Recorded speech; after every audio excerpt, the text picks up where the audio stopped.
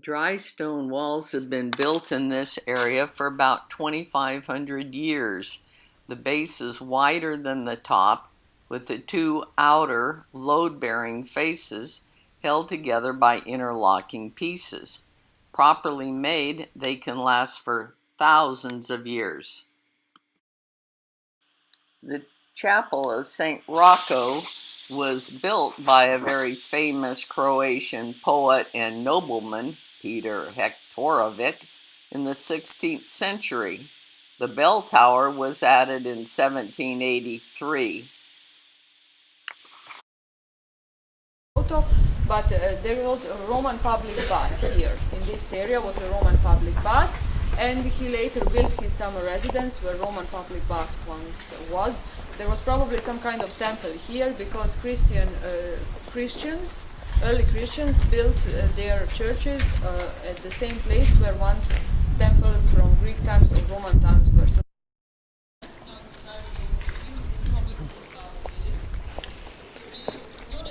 This is his house. This whole block.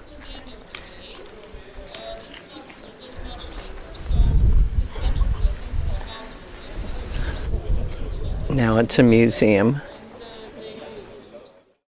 Bay ended right here. Ottoman Turks attacked. They didn't leave because they didn't have to leave. Inside, he was a very clever man. He was like Leonardo da Vinci. He had a very interesting design inside, and inside is a big fish pond. Full of fish, live fish, mullets, gray mullets, who are still inside. You can, if you visit this museum, it's beautiful. I can recommend you that. Fish are still inside, so you can eat the fish from the fish pond. You don't have to leave to get food. You can stay inside, protected for days. This is a canal that connects the fish pond with the sea over there because mullets, they like brackish water. And he has his own well inside, his own source of fresh water. This is a canal that even today connects down to the bay. So they had fish inside in case of attack. They could have something to eat. Water was up here, now it's down there, still not that far. Quite nice out here.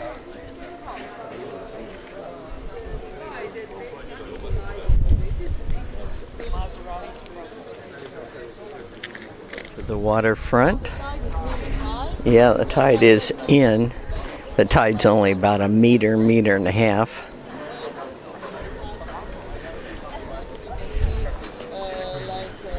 Big yachts out here. There's some big ones back there, and these are pretty good size too. There's a catamaran. This is town Starigrad. This is where old Greek town was here. This is the field under UNESCO protection. This field is 6 kilometers long and 2 kilometers wide, and as you can see, it was divided by Ionian Greek in equal plots. They divided the land in the field in equal plots using Greek measurement unit stadi. One stadi equals 180 meters. So on one side, this field is 180 meters long, and on another side, it is 900 meters. This is under UNESCO protection, so this is the best preserved cultural landscape in Europe. This landscape hasn't changed for 2,000 years. And the dry walls that you can see in the fields, they are more than 2,000 years old. We cannot go there because the roads, those Greek roads, are very narrow. The olive trees, and soon we'll arrive in Venoska. Whole big plain is all protected by UNESCO as agriculture land. Photos taken of them.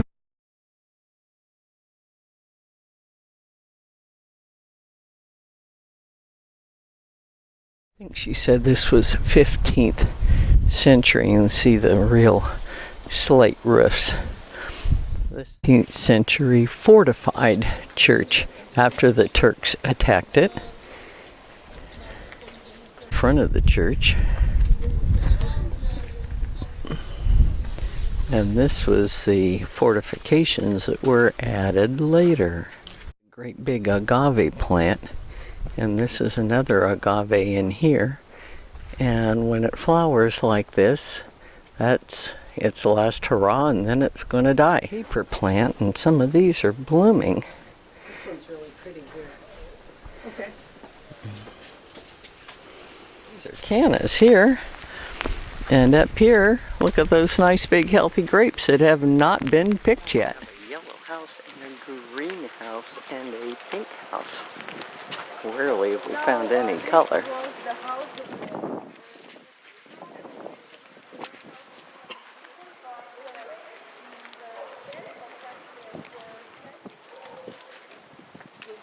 House with a slight roof, but it does need some repair.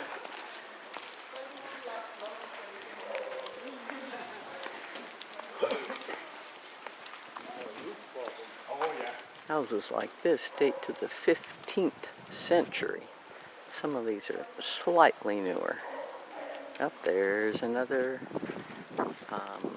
merchant's door and counter where he could sell his goods, or she.